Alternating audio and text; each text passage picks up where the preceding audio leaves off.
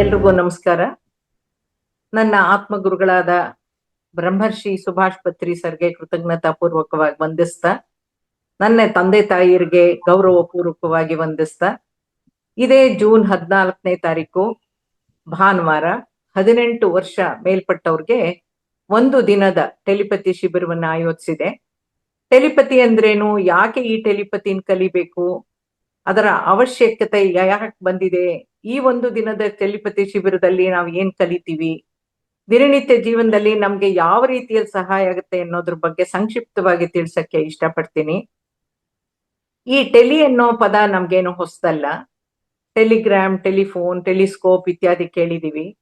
ಈ ಪದಗಳನ್ನ ಬಳಸ್ಕೂಡ ಇದೀವಿ ಅಲ್ವಾ. ಟೆಲಿಗ್ರಾಮ್ ಅಂದ್ರೆ ತಂತಿಯ ಮೂಲಕ ದೂರದ ಸ್ಥಳಗಳಿಗೆ ಸಂಕೇತಗಳನ್ನ ಕಳಿಸೋದು. ಟೆಲಿಫೋನ್ ಅಂದ್ರೆ ದೂರವಾಣಿ, ದೂರದಲ್ಲಿರೋರ್ ಜೊತೆ ಮಾತಾಡೋದು. ಟೆಲಿಸ್ಕೋಪ್ ಅಂದ್ರೆ ದೂರದರ್ಶಕ. ಟೆಲಿಪತಿ ಅಂದ್ರೆ ಹೆಸರೇ ಸೂಚಿಸೋ ಹಾಗೆ ದೂರದಲ್ಲಿರೋ ಇತರರ ಮನಸ್ಸನ್ನ ಸ್ಪರ್ಶಿಸೋ ಅಥವಾ ಸಂಪರ್ಕಿಸೋ ಸಂವಹನ ತಂತ್ರನೇ. ಅದನ್ನೇ ಮೌನ ಸಂಭಾಷಣೆ ಅಂತ ಕೂಡ ಕರೀತಾರೆ. ಸೈಲೆಂಟ್ ಮೆಂಟಲ್ ಕಮ್ಯುನಿಕೇಶನ್ ಟೆಕ್ನಾಲಜಿ ಅಂತ ಕೂಡ ಕರೀತಾರೆ. ಇದೇ ಟೆಲಿಪತಿ. ಇಲ್ಲಿ ಸಂಪರ್ಕಿಸೋದು ವ್ಯಕ್ತಿಯನ್ನಲ್ಲ, ವ್ಯಕ್ತಿಯ ಮನಸ್ಸನ್ನ. ಇಡೀ ಬ್ರಹ್ಮಾಂಡದಾದ್ಯಂತ ಇರಬಹುದಾದ ಯಾವುದೇ ವ್ಯಕ್ತಿಯ ಮನಸ್ಸನ್ನ ಸ್ಪರ್ಶಿಸಿ ನಮ್ಮ ಮನಸ್ಸಿನ ಆಳದಲ್ಲಿರುವಂತಹ ಭಾವನೆಗಳನ್ನ, ಚಿಂತನೆಗಳನ್ನ, ನಿಮ್ಮ ಅನಿಸಿಕೆಗಳನ್ನ, ನಮ್ಮ ಮನಸ್ಸಿನ ಮಾತನ್ನ ಮತ್ತೊಬ್ಬ ವ್ಯಕ್ತಿಗೆ ಯಾವುದೇ ಶಬ್ದ ತರಂಗಗಳನ್ನ ಹೊರಹೊಮ್ಮಿಸ್ತೇನೆ, ಯಾವುದೇ ಯಂತ್ರ ಸಾಧನಗಳನ್ನು ಬಳಸ್ತೇನೆ ಅವರ ಮನಸ್ಸಿಗೆ ವಿಚಾರಗಳನ್ನ ಮುಟ್ಸೋಂತ ವಿಧಾನನೇ ಟೆಲಿಪತಿ. ಇದು ನೈಸರ್ಗಿಕ ಸಂವಹನ ಮಾಧ್ಯಮವೇ. ಇದನ್ನೇ ದೂರ ಮನಸ್ಪರ್ಶ ಅಂತ ಕೂಡ ಕರೀತಾರೆ. ಇಲ್ಲಿ ಮನೋಶಕ್ತಿಯನ್ನ ಬಳಸೋ ವಿಧಾನವೇ ಹೊರತು ಬುದ್ಧಿಶಕ್ತಿಯನ್ನ ಬಳಸೋ ವಿಧಾನವಲ್ಲ. ಟೆಲಿಪತಿ ಅನ್ನೋ ಪದಾನು ಕೂಡ ನಮ್ಗೆ ನಿಮ್ಗೆ ಹೊಸದೇನು ಅಲ್ಲ. ನೀವ್ ಯಾರಿಗೋ ಫೋನ್ ಮಾಡ್ಕೋಬೇಕು ಅಂತ ಅನ್ಕೊಂಡಿರ್ತೀರಿ, ಕೈ ಬಿಡುವಿರೋಲ್ಲ, 2 ನಿಮಿಷ ಬಿಟ್ಟು ಫೋನ್ ಮಾಡೋಣ ಅಂತ ಅನ್ಕೊಳ್ಳೋ ಅಷ್ಟ್ರಲ್ಲೇನೆ ಅದೇ ವ್ಯಕ್ತಿ ನಿಮ್ಗೆ ಫೋನ್ ಮಾಡಿದಾಗ ನೀವೇನಂತ ಹೇಳ್ತೀರಾ, ಈಗ ತಾನೇ ನಾನ್ ನಿನಗೆ ಫೋನ್ ಮಾಡ್ಬೇಕು ಅಂತ ಅನ್ಕೊಂಡೆ, ಅಷ್ಟ್ರಲ್ಲೇ ನೀನು ಫೋನ್ ಮಾಡಿದೀಯಾ ಅಂತ ಹೇಳ್ತಾರೆ. ಟೆಲಿಪತಿ ನೋಡಿ ಹೇಗೆ ಕೆಲಸ ಮಾಡ್ತು ಅಂತ ಕೂಡ ಅಂತೀವಿ ನಾವು. ಇಂತಹ ಘಟನೆ ಎಲ್ಲರ ಜೀವನದಲ್ಲೂ ನಡೆದೇ ಇರುತ್ತೆ. ಯಾವುದೇ ಘಟನೆ ಆಕಸ್ಮಿಕವಾಗಿ ನಡೆಯೋಕೂನು ಉದ್ದೇಶ ಪೂರ್ವಕವಾಗಿ ನಮಗ್ ಬೇಕಾದಾಗ ನಮಗೆ ಬೇಕಾದಂತೆ ಬಳಸಕ್ಕೂ ವ್ಯತ್ಯಾಸ ಇದೆ. ಈ ಟೆಲಿಪತಿ ವಿದ್ಯೆಯನ್ನ ಕಲಿತು ದಿನನಿತ್ಯದ ಜೀವನದಲ್ಲಿ ಭೌತಿಕವಾಗಿ ಹಾಗೂ ಆಧ್ಯಾತ್ಮಿಕವಾಗಿನೂ ಬಳಸಬಹುದಾಗಿದ್ದು, ಇದೇ ಜೀವನವನ್ನ ಯಶಸ್ವಿಯಾಗಿ ಸಾಗಿಸಬಹುದು. ನಾವು ಈ ವಯಸ್ಸಿನಲ್ಲಿ ಇದನ್ನ ಕಲಿಯಕ್ಕಾಗತ್ತಾ? ಒಂದು ದಿನದಲ್ಲಿ ಕಲಿಯೋಕೆ ಸಾಧ್ಯನಾ? ಈಗ ನಾವು ಕಲ್ತು ಏನ್ ಮಾಡ್ಬೇಕು, ಯಾಕೆ ಕಲಿಬೇಕು ಅಂತ ಕೇಳ್ತಾರೆ. ನೀವು ನಿಮ್ಮ ಜೀವನದ ಬಾಲ್ಯವನ್ನ ನೆನಪಿಸ್ಕೊಳ್ಳಿ. ನಾವು ಚಿಕ್ಕವರಿದ್ದಾಗ ನಮ್ಮ ಅಪ್ಪ ಅಮ್ಮ ಹೇಳ್ದಾಗ ಕೇಳ್ತಾ ಇದ್ವಿ, ಅವ್ರು ಮಾಡು ಅಂದಿದ್ದನ್ನ ಮಾಡ್ತಾ ಇದ್ವಿ, ಬೇಡ ಅಂದಿದ್ದನ್ನ ಮಾಡ್ತಾ ಇರ್ಲಿಲ್ಲ. ಯಾಕೆ ಬೇಡ ಅಂತ ಕೂಡ ನಾವು ಕೇಳ್ತಾ ಇರ್ಲಿಲ್ಲ. ಅವರು ಕೊಟ್ಟಿದ್ದನ್ನ ತಿಂತಾ ಇದ್ವಿ, ಆಯ್ಕೆ ಸ್ವತಂತ್ರ ನಮ್ಗಿರ್ಲಿಲ್ಲ. ಎಲ್ಲಿ ಕರ್ಕೊಂಡು ಹೋದ್ರೆ ಅಲ್ಲಿಗೆ ಹೋಗ್ತಾ ಇದ್ವಿ. ಟಿವಿ, ಮೊಬೈಲ್ ಇರ್ಲಿಲ್ಲ, ಸ್ನೇಹಿತರಿರ್ಲಿಲ್ಲ, ನಮ್ಗೆ ಅಂತ ಯಾವ ಬೇರೆ ಸೆಪರೇಟ್ ರೂಮ್ಗಳಿರ್ಲಿಲ್ಲ. ಆಗೇನಿರ್ಲಿಲ್ವೋ ಅವೆಲ್ಲ ಈಗಿದೆ, ಆಗ ಏನೇನಿತ್ತೋ ಅವೆಲ್ಲ ಈಗಿಲ್ಲ. ಕಲಿಕೆಯಲ್ಲಿ ಶಿಸ್ತು, ಶ್ರದ್ಧೆ, ಗುರು ಅಂತಂದ್ರೆ ಭಯ, ಭಕ್ತಿ, ವಿಧೇಯತೆ, ಪ್ರಾಮಾಣಿಕತೆ ಇವೆಲ್ಲ ಈಗ ಕಡಿಮೆ ಆಗಿದೆ. ಹಲವು ಕುಟುಂಬಗಳಲ್ಲಿ ಇವೆಲ್ಲ ಇಲ್ಲದೆ ಆಗಿ ಮಕ್ಕಳೇ ಸಮಸ್ಯೆ ಆಗಿದ್ದಾರೆ. ಮಕ್ಕಳ ನಡವಳಿಕೆಯಿಂದ ಪೋಷಕರು ಬೇಸತ್ತು ಹೋಗಿ ಚಿಂತೆಗೀಡಾಗಿದ್ದಾರೆ.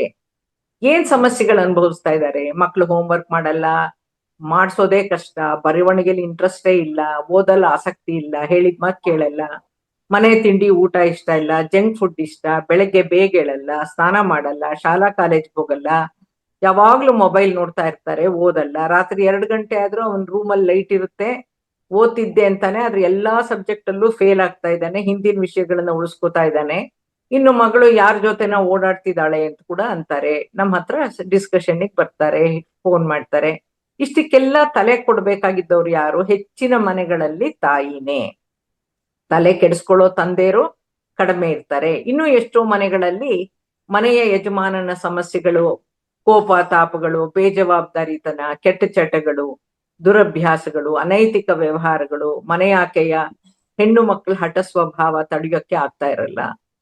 ಇನ್ನೂ ಇದು ಯಾವ ತರ ಕಷ್ಟ ಇರುತ್ತೆ ಅಂದ್ರೆ, ಹೆಣ್ಮಕ್ಳಿಗೆ ಅವರು ಕೆಲಸ ಮಾಡೋ ಆಫೀಸಲ್ಲಿ ಹಲವಾರು ರೀತಿಯ ಸಮಸ್ಯೆಗಳಿರುತ್ತೆ. ಕೆಲವು ಹೇಳಕ್ಕಾಗಲ್ಲ, ಕೆಲವು ಅನುಭವಿಸಕ್ಕಾಗಲ್ಲ, ಕೆಲ್ಸಕ್ಕೆ ಹೋಗದೆ ವಿಧಿ ಇಲ್ಲ, ಟ್ರಾನ್ಸ್ಫರಬಲ್ ಜಾಬ್ ಆಗಿರಲ್ಲ. ಈ ಎಲ್ಲಾ ರೀತಿಯ ಒತ್ತಡಗಳಿಂದ ಹಾಗೂ ಕೌಟುಂಬಿಕ ಸಂಬಂಧದ ಸಮಸ್ಯೆಯಿಂದ ಮನೆಯಾಕೆಗೆ ಶಾರೀರಿಕ ಹಾಗೂ ಮಾನಸಿಕ ಅನಾರೋಗ್ಯ ಕಾಡುತ್ತೆ. ಬರೀ ಹೆಂಗಸರಿಗೆ ಮಾತ್ರ ಪ್ರಾಬ್ಲಮ್ ಅಂತಲ್ಲ, ಪುರುಷರಿಗೂ ಕೂಡ ಇರುತ್ತೆ. ವ್ಯವಹಾರದಲ್ಲಿ ಕೊಟ್ಟಿರೋ ಸಾಲ ವಸೂಲ್ ಆಗ್ತಾ ಇರಲ್ಲ, ವ್ಯಾಪಾರ ವ್ಯವಹಾರಕ್ಕೆ ಹಣ ಸಾಲ್ತಾ ಇರಲ್ಲ, ಸಾಲ ಸಿಗ್ತಾ ಇಲ್ಲ, ಮಗನಿಗೆ ಕೆಲಸ ಸಿಗ್ತಾ ಇಲ್ಲ, ಅವನು ಸ್ಪರ್ಧಾತ್ಮಕ ಪರೀಕ್ಷೆಗಳಲ್ಲಿ ಪಾಸ್ ಆಗ್ತಾ ಇಲ್ಲ, ಗುರಿ ಸಾಧಿಸೋಕ್ ಆಗ್ತಾ ಇಲ್ಲ, ಅಥವಾ ಟ್ರಾನ್ಸ್ಫರ್ ಸಿಗ್ತಾ ಇಲ್ಲ, ಪ್ರಮೋಷನ್ ತಡ ಆಗ್ತಾ ಇಲ್ಲ, ಇನ್ನು ಹಲವಾರು ಸಮಸ್ಯೆಗಳು ಸಂಸಾರದಲ್ಲಿ ವ್ಯವಹಾರದಲ್ಲಿ ಬರ್ತಾ ಇರುತ್ತೆ. ಇವಕ್ಕೆಲ್ಲ ಪರಿಹಾರ ಈ ಶಿಬಿರದಲ್ಲಿ ಸಿಗುತ್ತಾ ಅನ್ನೋ ಪ್ರಶ್ನೆ ನಿಮ್ಮ ಮನಸ್ಸಿನಲ್ಲಿ ಮೂಡಬಹುದು. ಈ ಟೆಲಿಪತಿ ಶಿಬಿರದಲ್ಲಿ ನೀವೇನೇನು ಕಲಿತೀರಾ ಅಂದ್ರೆ, ಪ್ರತಿ ಮಾತು ಕೂಡ ಒಂದು ಸಂಕಲ್ಪನೆ. ಹಾಗಿದ್ರೆ ನಿಮ್ಮ ಮಾತುಗಳು ಹೇಗಿರ್ಬೇಕು, ಸಂಕಲ್ಪಗಳು ಹೇಗಿರ್ಬೇಕು ಅನ್ನೋದು ಕಲಿತೀರಾ. ಧ್ಯಾನದ ಮೂಲಕ, ಮೂರ್ಬೆಟ್ಟಿನ ತಂತ್ರದ ಮೂಲಕ, 3 ಫಿಂಗರ್ ಟೆಕ್ನಿಕ್ ಅಂತ ಸುಪ್ತ ಮನಸ್ಸನ್ನ ಜಾಗೃತಗೊಳಿಸ್ಕೊಳ್ಳೋದನ್ನ ಕಲ್ತ್ಕೋತೀರಾ. ಸ್ವಯಂ ಸಲಹೆ ಹೇಗ್ ಕೊಡ್ಬೇಕು ಅನ್ನೋ ಆ ತಂತ್ರವನ್ನ, ಸಂಕಲ್ಪ ಶಕ್ತಿಯನ್ನ ಬಳಸೋ ವಿಧಾನವನ್ನ ಕಲಿತೀರಾ. ಜೊತೆಗೆ ಚಿತ್ರೀಕರಣ ತಂತ್ರ, ನಾನು ಯಾವ ವಿಧಾನಗಳನ್ನ ಅಳವಡಿಸ್ಕೊಂಡು ಅದನ್ನೆಲ್ಲಾನು ಯಾವ ರೀತಿ ಪ್ರಾಕ್ಟಿಕಲ್ ಆಗಿ ಅಪ್ಲೈ ಮಾಡ್ಕೊಳ್ಳೋದು ಅನ್ನೋದನ್ನ ಕಲ್ಸ್ಕೊಡ್ತೀನಿ. ಇಷ್ಟನ್ನ 2 ಹಂತದಲ್ಲಿ ಕಲಿತೀರಾ. ಆ ದಿವಸ ಬೆಳಗಿನ ಸೆಷನ್ ನಲ್ಲಿ ನಿಮಗೆ ನೀವು ಸ್ವಯಂ ಸಲಹೆ ಕೊಟ್ಕೊಳ್ಳೋದನ್ನ ಕಲಿತೀರಾ. ಅದಕ್ಕೊಂದು ಉದಾಹರಣೆ, ನಾನೇ ಜೀವಂತ ಸಾಕ್ಷಿ. ನನಗೆ ಗಂಟಲಿನಲ್ಲಿ ಕುರು ಒಡೆದು ಕಿರ್ನಾಲ್ಗೆ ಸೋಂಕಾಗಿತ್ತು.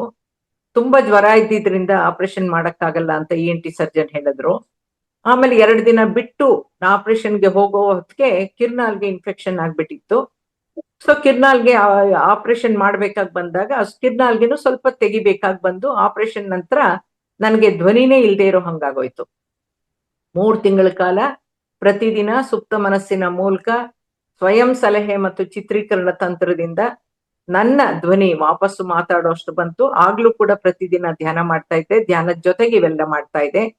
ಈ ಧ್ವನಿ ಬಂದ ಮೇಲೆ 2500ಕ್ಕೂ ಹೆಚ್ಚು ಉಪನ್ಯಾಸಗಳನ್ನು ಕೊಟ್ಟಿದ್ದೀನಿ. ಯೂಟ್ಯೂಬ್ ಅಲ್ಲಿ ನಂದು ಸುಮಾರು 220 ಆಧ್ಯಾತ್ಮಿಕ ಉಪನ್ಯಾಸಗಳಿದೆ. ಸೊ ಬೆಳಗಿನ ಸೆಷನ್ ನಲ್ಲಿ ನಾವ್ ಏನ್ ಮಾಡ್ಕೊಳ್ಳೋದು ಅನ್ನೋದನ್ನ ಕಲ್ತ್ಕೋತೀವಿ. ಮಧ್ಯಾಹ್ನದ ಸೆಷನ್ ನಲ್ಲಿ ಬೇರೆಯವರಿಗೆ ಟೆಲಿಪತಿ ಕಳಿಸೋದನ್ನ ಕಲಿತೀರಾ. ಟೆಲಿಪತಿ ವಿಧಾನಗಳನ್ನ ತಿಳ್ಕೊಂಡು ಅವುಗಳನ್ನ ಬಳಸೋ ವಿಧಾನವನ್ನ ಕಲಿತೀರಾ. ಟೆಲಿಪತಿ ಅಂದ್ರೆ ಒಂದೇ ರೀತಿ ಇಲ್ಲ, ಮಕ್ಕಳಿಗೆ ಬೇರೆ ತರ, ದೊಡ್ಡವ್ರಿಗೆ ಬೇರೆ ತರ, ಆಫೀಸಲ್ಲಿ ಇದ್ದವ್ರಿಗೆ ಬೇರೆ ತರ. ಮಕ್ಕಳಿಗೆ ಈಗ ನನ್ನ ಅನುಭವದಲ್ಲಿ ಒಂದು ಮಗು ಸ್ಕೂಲ್ಗೆ ಹೋಗ್ತಾ ಇದ್ದಿದ್ದು ಸ್ಕೂಲ್ಗೆ ಹೋಗೋದ್ ನಿಲ್ಲಿಸ್ಬಿಡ್ತು. ಯಾಕೆ ಅಂತ ಗೊತ್ತಾಗ್ಲ, 2 ತಿಂಗಳು ಸ್ಕೂಲ್ಗೆ ಹೋಗ್ಲೇ ಇಲ್ಲ ಅದು. ಆಮೇಲೆ ಒಂದಿನ ದೇವಸ್ಥಾನಕ್ಕೆ ಹೋದಾಗ ಆ ಮಗು ಫ್ರೆಂಡು, ಯಾಕೆ ಮ್ಯಾಮ್ ಮಗ್ಗಿ ಕೇಳಿದ್ರು ಅಂತ ಬೈದ್ರಲ್ಲ, ನೀ ಹೇಳಲಿಲ್ಲ ಅಂತ, ಅದಕ್ಕೋಸ್ಕರ ಸ್ಕೂಲಿಗೆ ಬರ್ತಾ ಇಲ್ವಾ ಅಂತ ಕೇಳಿದಾಗ ಗೊತ್ತಾಯ್ತು. ಅವ್ರ ತಾಯಿ ಬಂದು ನನ್ನನ್ನ ಕಾಂಟ್ಯಾಕ್ಟ್ ಮಾಡಿದ್ರು. ನೀವು ಟೆಲಿಪತಿ ಕಲ್ತ್ಕೊಳ್ಳಿ, ಅದನ್ನು 1 ದಿವಸದಲ್ಲೇ ಕಲ್ಸ್ಬೋದು ಅಂತ ಹೇಳಿ ಅವ್ರಿಗೆ ವಿಧಾನ ಹೇಳ್ಕೊಟ್ಟೆ. ಅವರು ಅಷ್ಟೇ ಶ್ರದ್ಧೆಯಿಂದ ಪಾಲಿಸಿ ಮಾಡಿದ್ರು. 1ದೇ ದಿನದಲ್ಲಿ ಮಗು ಕಲ್ತ್ಕೊಂತು ಮಗ್ಗಿನ. ಮಾರನೇ ದಿನ ಮಗು ಸ್ಕೂಲ್ಗೆ ಹೋಗಕ್ ಶುರುವಾಯ್ತು. ಸೊ ಈ ತರ ನಮ್ಗೆ ಎಷ್ಟೋ ಸಮಸ್ಯೆಗಳನ್ನ ನಾವು ಪರಿಹಾರ ಮಾಡ್ಕೊಳ್ಳಕ್ಕೆ ಇದು ಹೆಲ್ಪ್ ಆಗುತ್ತೆ ಈ 1 ದಿನದ ಶಿಬಿರ. ನಿಮ್ಮ ಮನೆಯಲ್ಲಿರೋ ನಿಮ್ಮ ಮಕ್ಕಳ, ನಿಮ್ಮ ಕುಟುಂಬದ ಸದಸ್ಯರಿಂದ ಅಥವಾ ಬೇರೆಯವರಿಂದ ನಿಮ್ಗಾಗ್ತಾ ಇರೋ ತೊಂದರೆನ ಸರಿಪಡಿಸ್ಕೊಳ್ಳೋ ವಿಧಾನವನ್ನ ಕಲ್ತ್ಕೋತೀರಾ. ಸಾಲ ವಸೂಲಿ ಮಾಡೋದು, ಸ್ವಲ್ಪ ಟರ್ಮ್ಸ್ ಅಂಡ್ ಕಂಡೀಷನ್ಸ್ ಅಪ್ಲೈ ಅನ್ನೋ ತರ, ನಾವು ಸಾಲ ಕೊಟ್ಟಾಗ ಯಾವ ಒಂದು ಮಾತುಗಳನ್ನ ಆಡಿದ್ವಿ ಅನ್ನೋದು ಕೂಡ ಇಟ್ ಮ್ಯಾಟರ್ಸ್ ಹಿಯರ್. ಟೆಲಿಪತಿ ಸಂದೇಶದ ಮೂಲಕ ಮಾತಾಡದೇನೆ ಮನಸ್ಸಿನಿಂದ, ಸುಪ್ತ ಮನಸ್ಸಿನಿಂದ ಅವರ ಸುಪ್ತ ಮನಸ್ಸಿಗೆ ಥಾಟ್ಸ್ ಅನ್ನ ಟ್ರಾನ್ಸ್ಫರ್ ಮಾಡೋದ್ರಿಂದ ಸಮಸ್ಯೆಗಳನ್ನ ಸಮರ್ಥವಾಗಿ ಎದುರಿಸೋ ಸಾಮರ್ಥ್ಯವನ್ನು ಪಡಿತೀರಾ. ನಿಮ್ಮೆಲ್ಲಾ ಭೌತಿಕ ಸಮಸ್ಯೆಗಳಿಗೆ ನಿಮ್ಮ ಸುಪ್ತ ಶಕ್ತಿ ಸಾಮರ್ಥ್ಯಗಳೇ ಹೆಲ್ಪ್ ಆಗುತ್ತೆ. ಆಧ್ಯಾತ್ಮಿಕ ವಿಧಾನದಲ್ಲಿ ಪರಿಹಾರವನ್ನ ಪಡ್ಕೊಳ್ಳಿ ಅಂತ ಹೇಳ್ತಾ, ಮಹಾವತಾರ್ ಫೌಂಡೇಶನ್ ಆಯೋಜಿಸಿರೋ ಇದೇ ಜೂನ್ 14ರಂದು ನಡೀತಾ ಇರೋ 1 ದಿನದ ಶಿಬಿರದಲ್ಲಿ ಭಾಗವಹಿಸಕ್ಕೆ ನಿಮ್ಮ ಹೆಸರನ್ನ ಬೇಗ ನೋಂದಾಯಿಸಿ, ಸೀಟನ್ನ ಕಾದರಿಸಿ, ಈ ಅವಕಾಶವನ್ನ ಕಳ್ಕೊಳ್ಳದೇನೆ ಉಪಯೋಗಿಸ್ಕೊಳ್ಳಿ. ಜೀವನದಲ್ಲಿ ಸುಖ, ಶಾಂತಿ, ನೆಮ್ಮದಿ ಮತ್ತು ಅಭಿವೃದ್ಧಿನ ಪಡ್ಕೊಳ್ಳಿ ಅಂತ ಹೇಳಕ್ ಇಷ್ಟಪಡ್ತೀನಿ. ಧನ್ಯವಾದಗಳು.